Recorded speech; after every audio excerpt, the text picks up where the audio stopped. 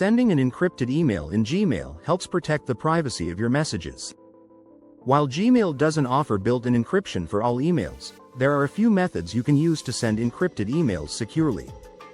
One way is to use Gmail's confidential mode. When composing a new email, click on the lock icon at the bottom of the Compose window.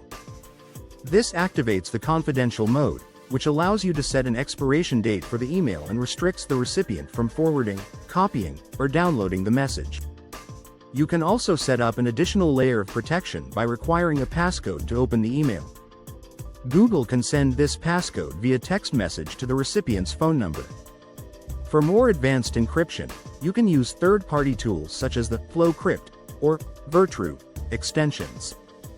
These tools integrate with Gmail and provide end-to-end encryption, meaning that only you and the recipient can read the message. After installing one of these extensions, you will be able to encrypt individual emails by clicking the Extensions button within the Gmail Compose window. The recipient will need to have the same tool installed or will receive instructions on how to decrypt the message securely. By using these methods, you can ensure that your Gmail emails are protected and secure.